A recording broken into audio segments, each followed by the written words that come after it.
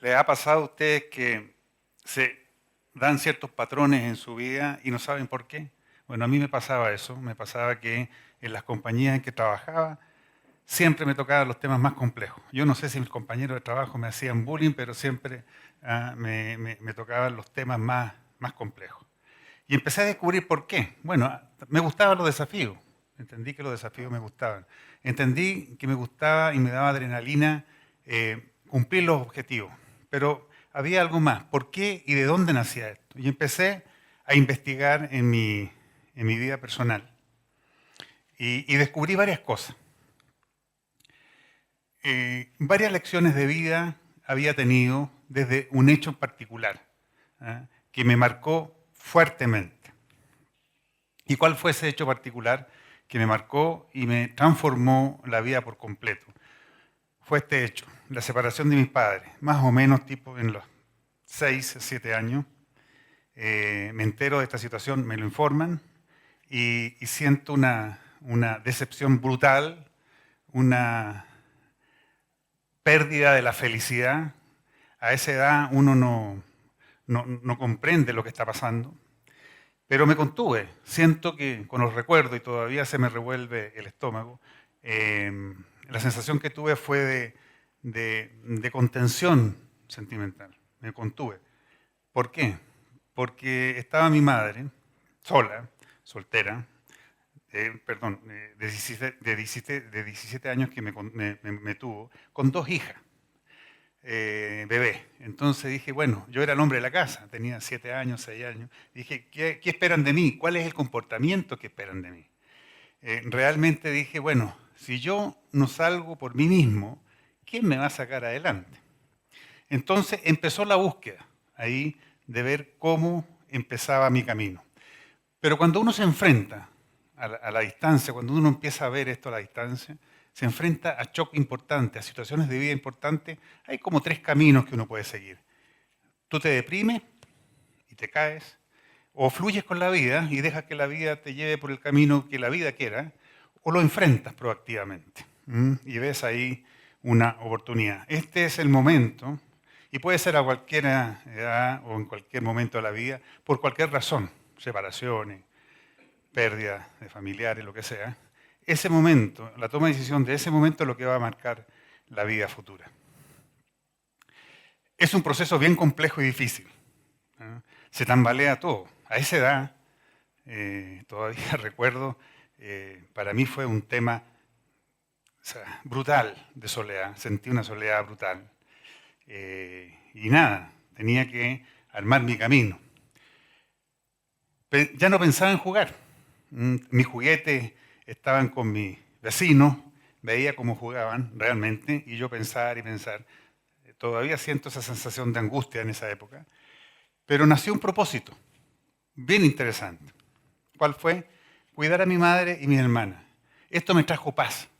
El saber que me levantaba el otro día con eso en la cabeza. Voy a cuidar a mi madre y a mi hermana, que eran bebés, estaban casi recién nacidas. Bueno, empezó el camino, según mi recuerdo. Entonces, ¿cómo empezó el camino? Bueno, empezó ahí a juntarme con mis familiares, a empezar a desgranar la situación. ¿En qué sentido? En que empecé a buscar familiares que realmente estuvieran con mi objetivo. Tenía muchos familiares, pero algunos eran un poquito fiesteros, algunos medios irresponsables, pero los quería todos. Y ahí hubo el primer proceso de dolor, que tomé la decisión de separarme de varios de ellos, porque no iban en el camino ni en el propósito mío. Entonces, primer punto. Segundo punto, un propósito. Segundo tema, alejamiento, un propósito de juntarme con gente y rodearme con gente que me ayudara en mi propósito. Bueno, buscando oportunidades que me acercaran a la posibilidad de entrar a la universidad, porque el propósito que me fijé de cuidar a mi madre me puso en mi cabeza a la universidad. Y eso me hacía ya pensar en qué acciones tenía que tomar para lograr esto. Por ejemplo, recuerdo que a los 13 años, en el afán de entrar a la universidad, tomé la decisión yo personal, sin decirle a mis padres, de cambiarme de colegio. Fui a otra ciudad, a un colegio muy importante, muy bueno, que me aseguraba el ingreso a la universidad. Me reunía a profesores, amigos, y que me dieran clases gratis de matemática, castellano, para dar los exámenes de admisión 3 días. Llegaba, me recuerdo, al colegio y me preguntaban, ¿y sus padres que nos vienen a acompañar? Se quedaron ahí en los locales, ya vienen. Al otro día, otros exámenes, llega, ¿y sus padres?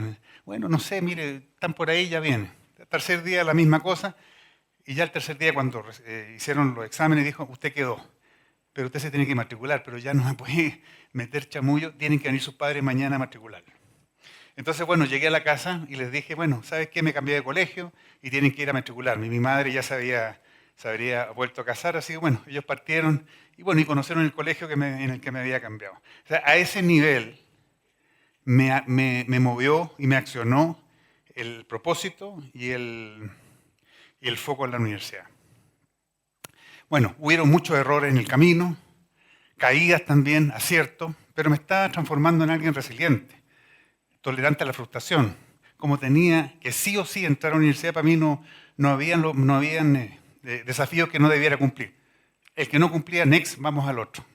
Y eso me impulsó muchísimo. O sea, cuando uno se pone un propósito de hacer algo y que sí o sí tienes que hacerlo, eso es muy posible lograrlo.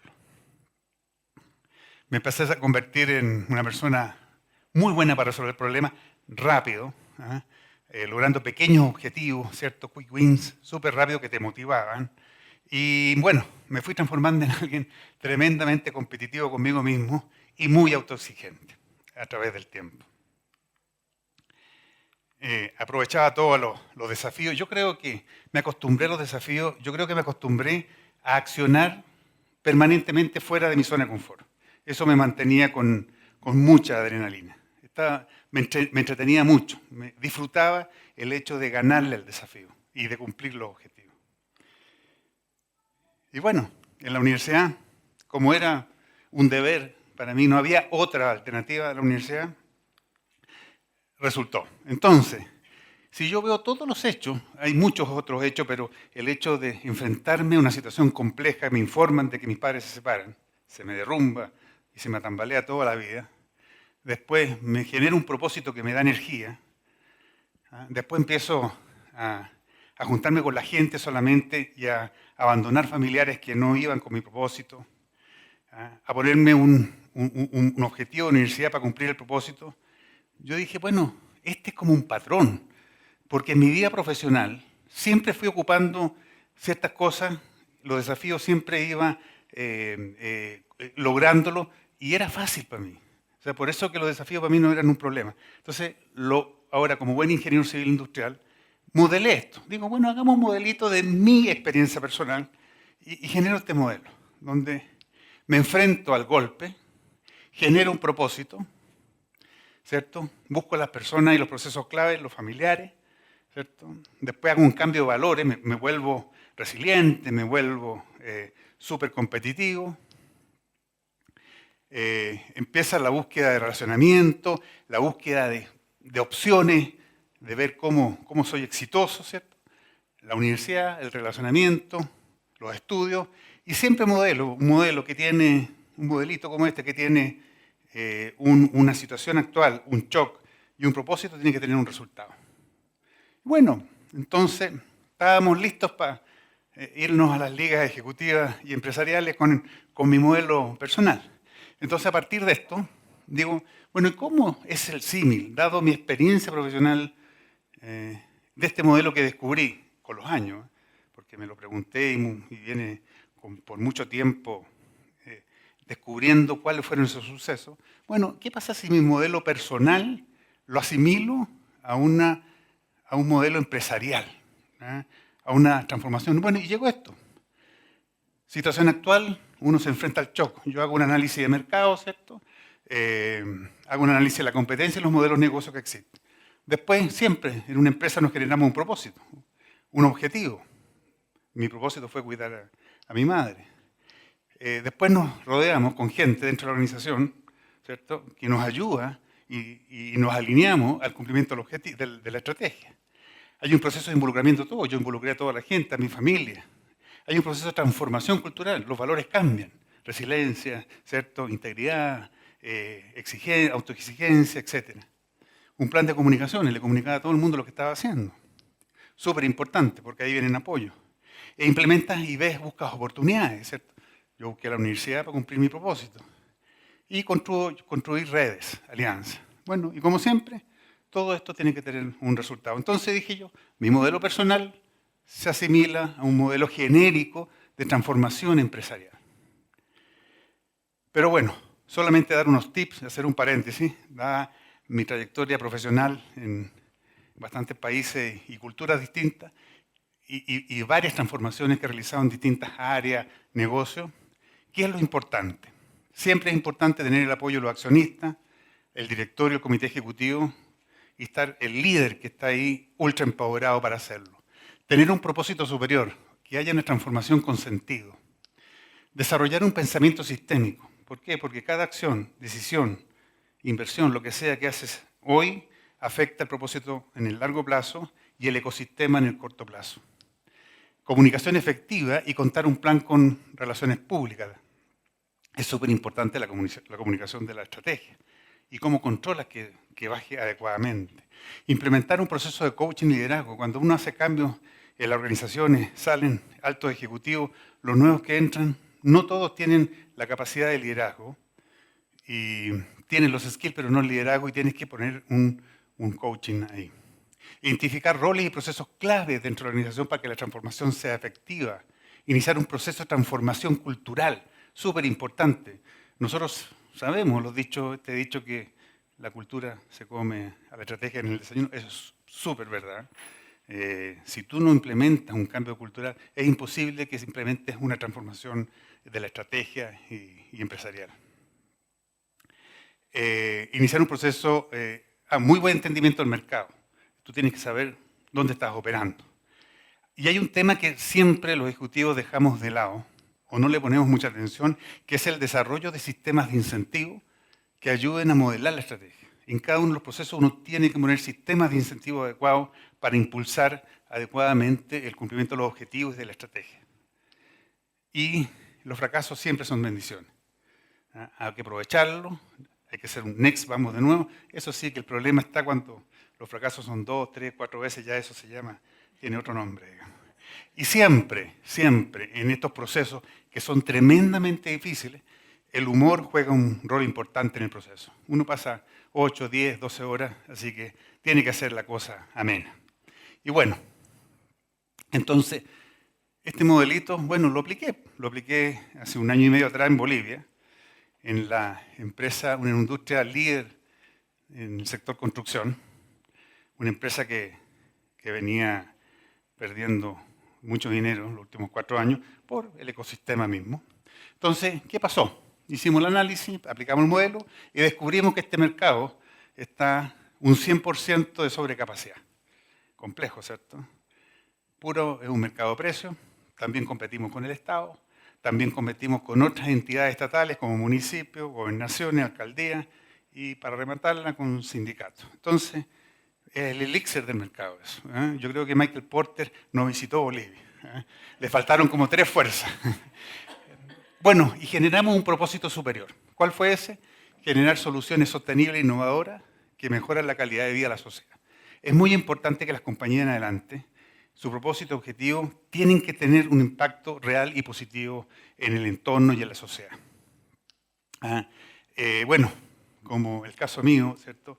El tema de los familiares, que me alejé, hubo dolor. Bueno, también acá hubo ajustes en la alta dirección, se fueron colegas que no se adaptaban mucho al nuevo esquema o querían seguir en la zona de confort. Ahí hubo un dolor y se nos fue mucha gente. Hicimos un programa de innovación y sostenibilidad que involucramos más de 400, 450 personas en innovaciones, más de 40 proyectos, que nos ayudó a que esta gente innovara en crecimiento orgánico, en proyectos de crecimiento orgánico y que acompañara la estrategia. Una transformación cultural de valores, el sentido de urgencia, ¿cierto? El trabajo en equipo, eso empezó también muy fuerte. Hubieron transformaciones muy puntuales en ciertos procesos, comercial, operaciones, etc. Hicimos un cambio en la estrategia de cómo llegar al mercado, lanzamos productos nuevos. En esta industria hace 25 años que no se lanzaban productos innovativos. Lanzamos 2 productos en un año, creamos un centro de innovación y creamos una red de ferretería. Y un plan de comunicación, eso fue fundamental. Yo personalmente, nosotros tenemos 32 sites ahí, me tocaba ir a los sites, hacer conversatorio y conversar desde los operarios hasta los gerentes y preguntarles cómo estábamos haciendo las cosas, qué podíamos cambiar. Y ahí yo tenía el sentimiento de si la estrategia estaba bajando. Desayunos también con la gente para poder entender si estábamos en el buen camino. Y un tema de alianza estratégica, que es fundamental. Y bueno, ¿y cuál fue el resultado en un año y medio? No es la idea de esta presentación, pero bueno, este fue el resultado. Caja aumentó un 53%, capital de trabajo un 89%, el retorno sobre la inversión un 418% y el EBITDA aumentó un 38%. A pesar de la situación de la industria, a pesar del ecosistema político, económico y social. Es decir, sí se puede mejorar en cualquier ambiente, incluso acá. Entonces, como sigo cuadrado como ingeniero, mi modelito personal de vida se homologa a un modelo empresarial genérico aplicable, en mi caso, en cualquier parte, en una estrategia de crecimiento. Generalmente la estrategia de crecimiento que había seguido es crecimiento en EBITDA o crecimiento financiero. Y bueno, y el caso acá que de aplicación. Y aquí está la situación del shock, el propósito, etc. Entonces, descubrí que este era un patrón que yo ocupaba inconscientemente. Y por eso me daban resultados y lo hacíamos muy, muy rápidamente en todos los países. Entonces así fue como este modelo de vida personal era totalmente aplicable a la empresa donde trabajaba. Y a mí me encantaban los negocios. Y si hay un tema, siempre se replica la vida de alguna forma. Pero la teoría de los libros siempre lo van adecuando a sus temas de especialidad. Y me encantaría seguir constatando que he tenido un impacto positivo en toda la gente, en la cultura, en los países en que he estado. Sí me consta que sí, mucha gente me llama, incluso hay algunos aquí que se vinieron a trabajar conmigo y otros quieren venir para acá. Quiere decir que he aportado con un granito de arena en su crecimiento personal. Mi orgullo, cumplí mi propósito. Estuve y cuidé a mi madre durante toda su vida y por sobre todo construí una familia maravillosa, íntegra, pero por sobre todo buenas personas. Acá mi madre cuando me tuvo, mi madre al fallecer, mi familia y mi hijo adoptivo. Iban a una fiesta de disfraces. Bueno, algunos tips. Transformar es más difícil que crear, porque transformamos personas, transformamos procesos, transformamos negocios. Pero créanme que tiene una adrenalina espectacular, un desafío espectacular. Las limitaciones, que no te dé miedo las limitaciones, la zona de confort y la inexperiencia de otros. Trabajar con nuestras propias limitaciones.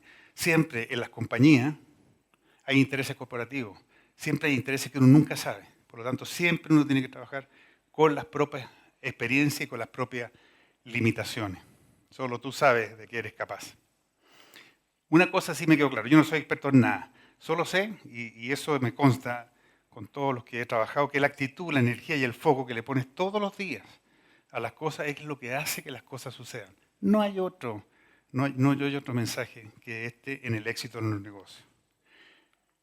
Sea un diamante, brillarás bajo presión. Muchas gracias.